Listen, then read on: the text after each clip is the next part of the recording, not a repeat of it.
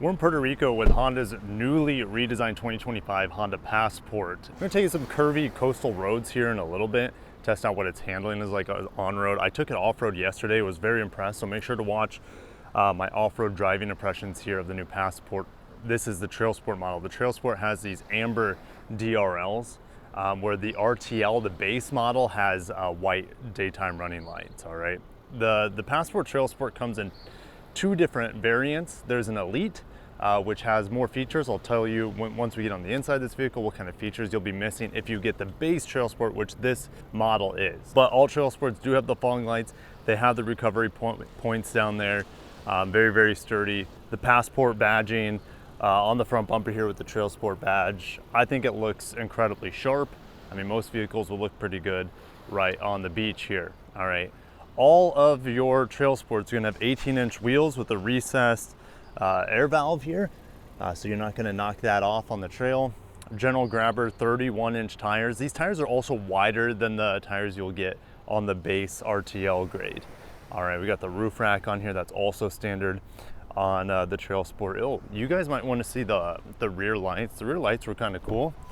Let's see if I can turn these on. Let's see what happens. Yes. Real macho look. It looks like a T. It's a little bit longer extended on the left. I know it's kind of flickering on the camera, but it looks really good to the naked eye. And the boxy aspect, like guys, of course it looks macho up front and people want that for an off-road vehicle, but like, look at this big boxy vehicle. People want practicality and they want that tough look, and the Passport is nailing it. You can get accessories to fill out that Passport indentation with black or even white in the limited edition. This can also tow 5,000 pounds. I believe the TrailSports come standard with the tow receiver hitch, I believe. All right, and it's optional on the RTL model. We got that bright TrailSport badge back here. V6 is on the beach, 3.5 liter double overhead cam V6. This is Honda's newer V6 engine. It's a little bit different, quite a bit different than the one we see in the single overhead cam V6 equipped Honda Odyssey, for example, but this is the same engine in the new Pilot as well. And it is connected to a new 10-speed auto, which replaced old 9-speed auto on the last generation Passport. 20 miles per gallon is probably what you're going to see. You're also going to get standard IVT-M4 all-wheel drive throughout the lineup. Just one engine option, guys, just one powertrain, all-wheel drive, V6, 10-speed auto, no hybrids, no 4 cylinders, tried and true, simple. Let's get into the back here.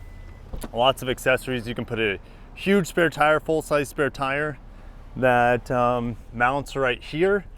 You can also get that table that acts as like a tonneau cover, which is pretty cool. You can get the MOLLE hooks here as well. Lifting this up, you have a full diameter spare tire, more underfloor storage. I like how this clips down, all right?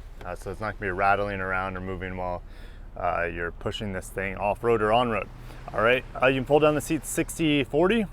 It'd been nice if we could do, 40-20-40, but it's not bad. We do have a power lift gate here. On the TrailSport Elite, there'll be a walk-away function where you can press that and walk away without having to press the lift gate there. All right, let's get into the back seat of the Passport. The TrailSport Elite had sunshades. I still have privacy glass, meaning the rear windows are tinted. Now, I actually like this interior over the leather interiors that we see on the TrailSport Elite. And the reason is we have this real nice charcoal cloth as an accent on the doors, the dash, the seats with this orange stitching. Only this model, not the TrailSport Elite, only this one has the fancier orange stripe here, the bright orange, kind of like traffic cone orange.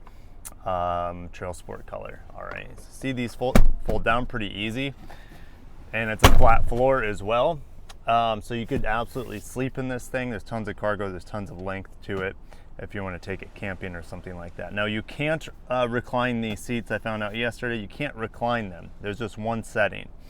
All right, so let's get into the back. Now, I believe you also get rubber mats here. I thought it was standard on this model, but maybe they just, and you see how much sand I brought in here. Goodness gracious. So back here, we do have 2 USB-Cs, 150 watt power outlet, and I forgot to mention, Back there, we also have a 150 watt power outlet, and look at those extra windows there. So if you plan on like sleeping in here, I don't know, it's good to have extra windows, in my opinion. Brings that extra light in. Speaking of light, the panel sunroof here is standard on all TrailSport trims, which is great. Legroom back here is fantastic. Did I show you the cup holders already? There they are. Not a lot to report on back here. It is comfy, it is cozy, you have lots of headroom as well, even with the hat on. All right, so let's get into that front seat, where most of you guys will be spending your time, I would assume. We do have smart key access here, blind spot monitor, of course, standard throughout the lineup. Do not have smart key access in the back.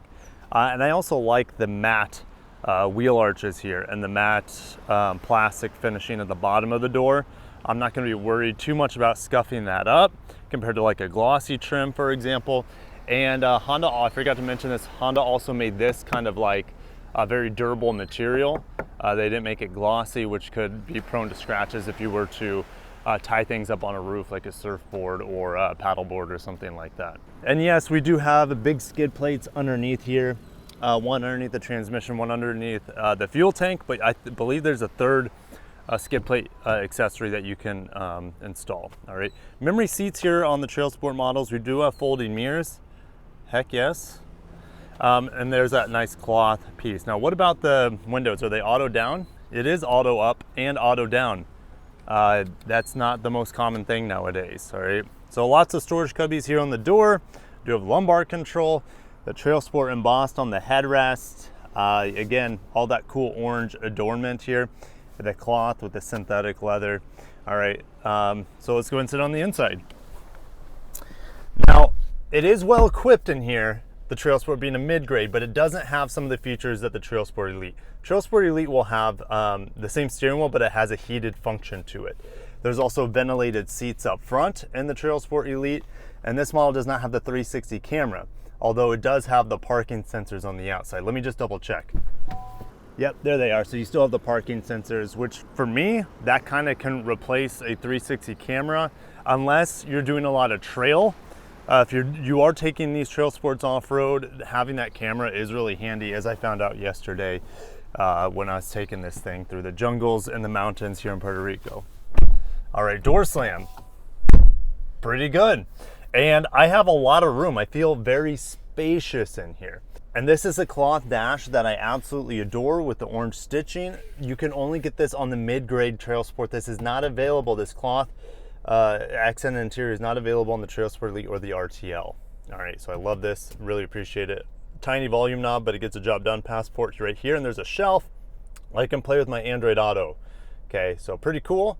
Like the shelf, this does have a Google built-in, mind you, but I'm just using my Android Auto, which works perfectly fine. The sound system in here is not the Bose. You get a 12-speaker Bose system on the TrailSport Elite, which does sound pretty good. Where this system falls short is not necessarily peak volume. It does get loud, but just, you know, especially the bass. I have to turn down the bass in the settings here because the bass on the entry-level sound system is a bit underwhelming, but it does get loud. And as long as you don't care too much about Elite audio, I don't think most people care. It gets loud and you can jam out. It's still jammable, guys. All right, so moving to this 10-inch screen here. Before I parked, I was getting like 26 miles per gallon, guys, but this is like this coastal road here.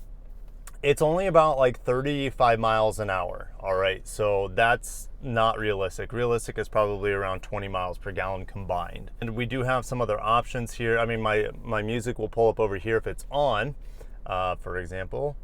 There we go. I'm not gonna get copyright strike with Spice Girls right now. And then on the right-hand side, we have lots of customization as well. It gives me turn-by-turn nav too, which is pretty cool, which even hooks up to my Android Auto, not just Google built-in. Torque distribution, pitch and roll. We do have lots of drive modes here with this TrailSport orange button, or orange toggle switch, I should say. I'm currently in sand mode, well, because, yeah.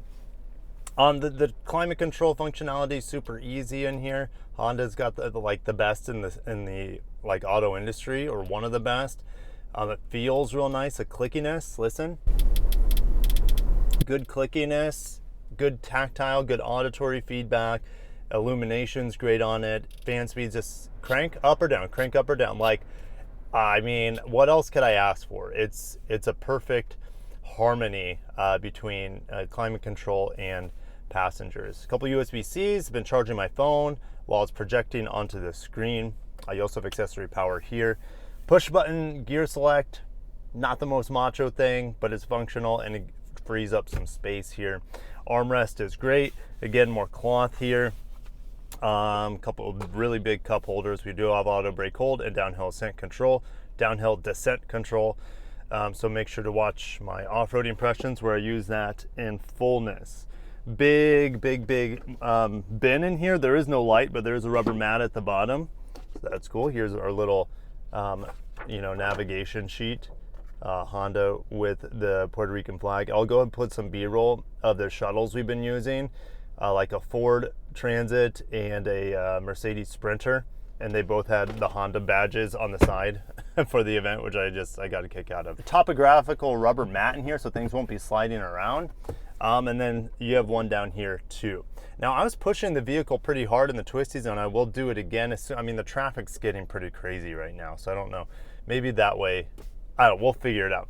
Regardless, my phone wasn't flying around while I was throwing this in the turns, even though it's, just sitting there in the wireless charger. And I've had no issues with the wireless charger, even with doing off-road. I don't remember my phone flying around either. So they've done some magic here to get just the right material to make sure your phone doesn't slide around. I'm ready to start driving, guys. I'm not gonna go that way. That's actually where the fun roads are. But look at the wheels on that. I don't even know what kind of car that is. Is that an old Camry or something? All right, so let's get on the road. I'm not gonna need to be in sand mode much longer as we're heading to the tarmac. Again, watch my off-roading impressions. You guys, I really enjoyed it. This thing is quite the beast off-road. So let's go ahead and put it into sport mode.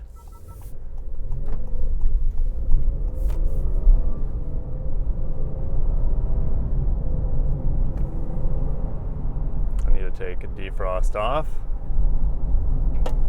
Here's the thing. One of the things I was most impressed about since driving this for a little over an hour now is its handling. Now, it's unibody, so it should handle well, but the steering is much sharper than I thought it was going to be. The steering is very Civic-like. You don't have to turn the steering wheel much, and it just accurately puts the wheels where you want it and carves corners, all right? And the grip is really good, even with these all-terrain general grabber tires. So the handling, it's really gonna impress people, all right? I'm done there talking about the handling, the steering. It's for the size of the vehicle and the class, it's gonna surprise most people. Now, what about ride quality?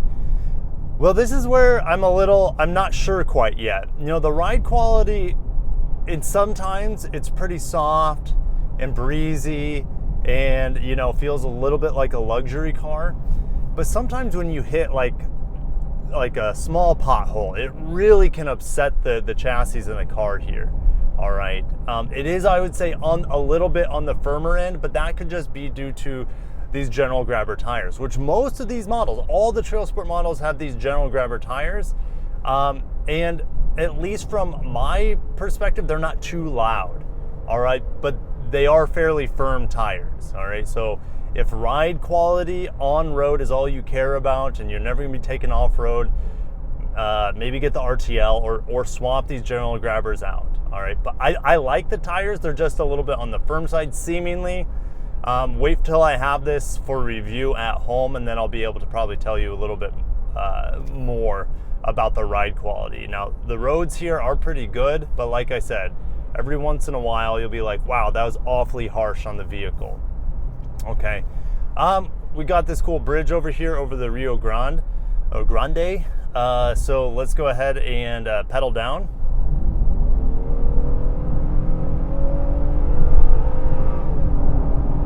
It's not fast. The engine sounds pretty good here.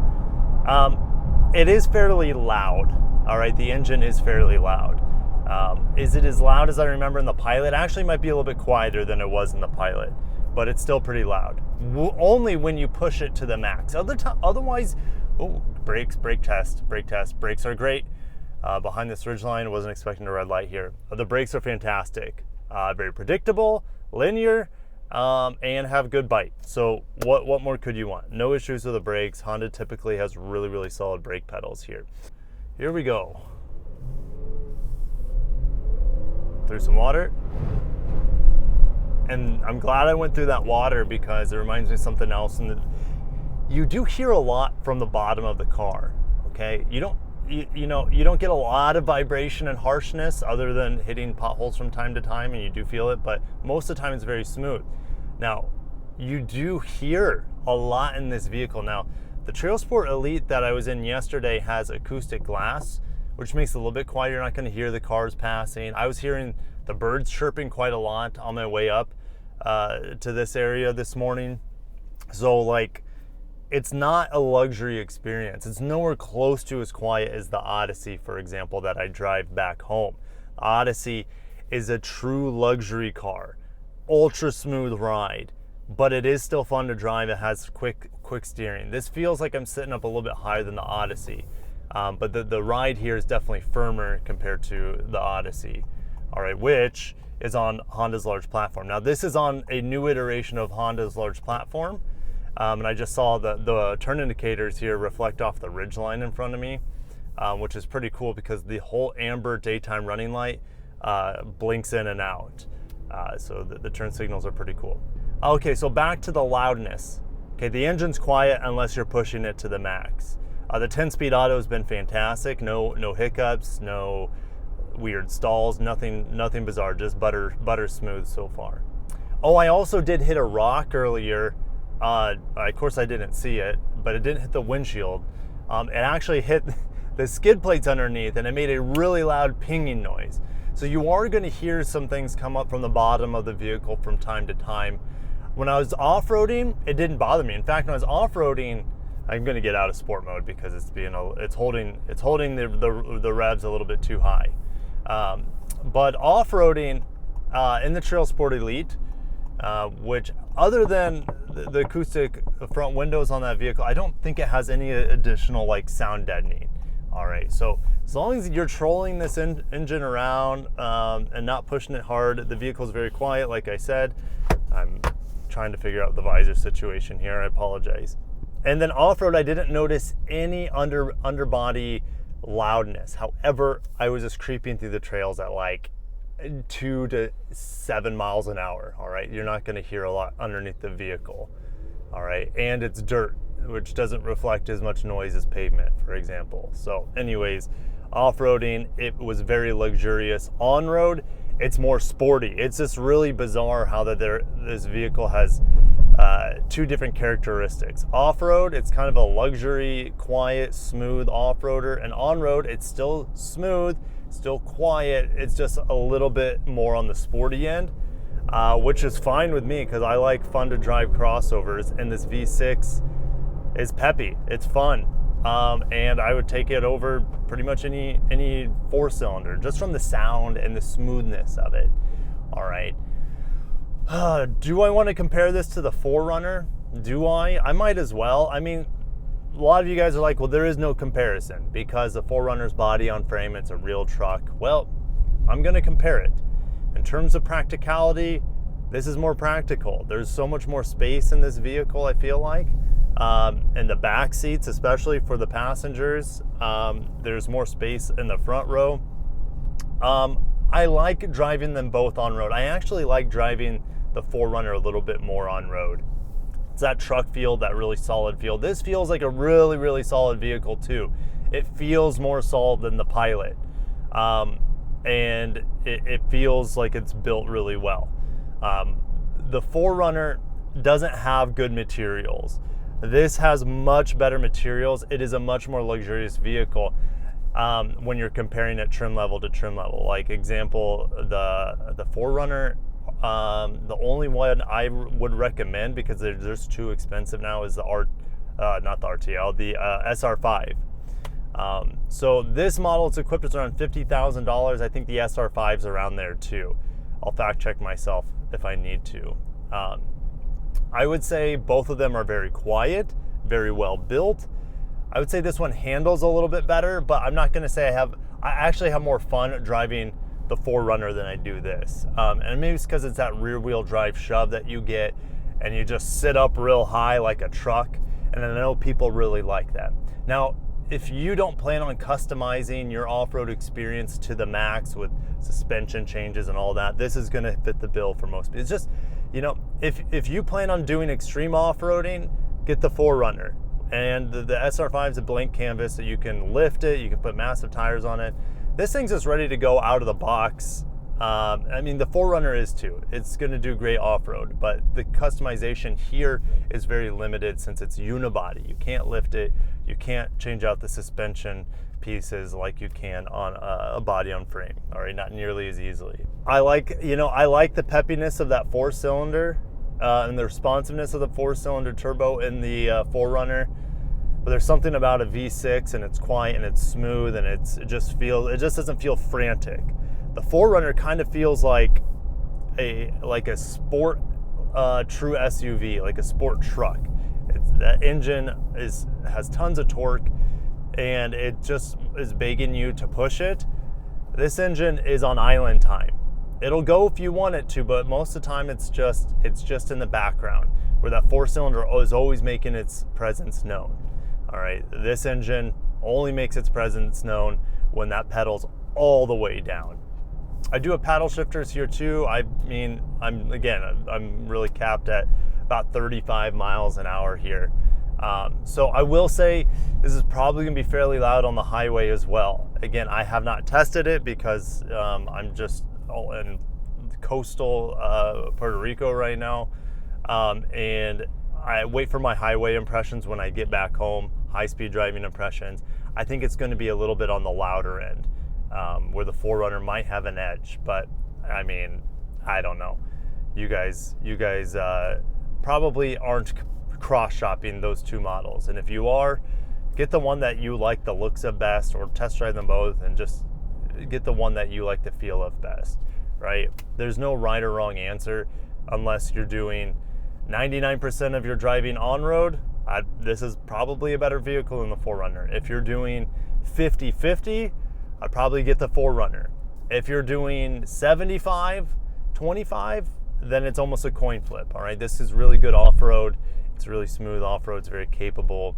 And as long as you're not doing Moab or something, this should be just fine. I will say, and I didn't say this on my off-road driving impressions, I will say that I kind of wish I had more ground clearance when I was off-roading.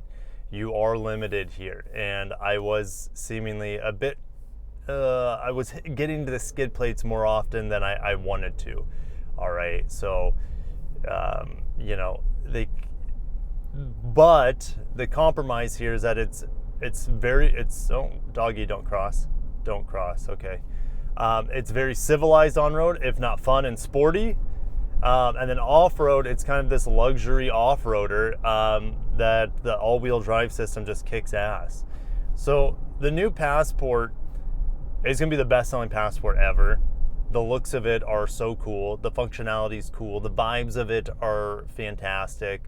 And that's what's going to sell most people. The rest of the people, if that's not enough, they'll be like, hey, I want that Honda V6. All right. That's great too, right? It's just, it feels a bit old school, and that's a good thing. It feels like a vehicle almost of the 90s, this Passport, you know, with modern technology in here. It feels old school, and I like old school, all right? The new 4Runner doesn't really feel old school. It's new school. And let me know, like, which vehicle you'd be going for. I have to bring that up because I know it gets a lot of people's, it's mainly for the algorithm. You guys like chatting about if I compare the 4Runner to this vehicle, which I absolutely think it should be compared, because most people are not even driving their 4Runners off-road, save but a few miles here and there. Okay, this vehicle can do the same. What else, what are the things I could complain about here? Other than, being a little bit louder than I expected and maybe a little bit unsure footing sometimes when you hit a pothole. Yeah, hybrids are great.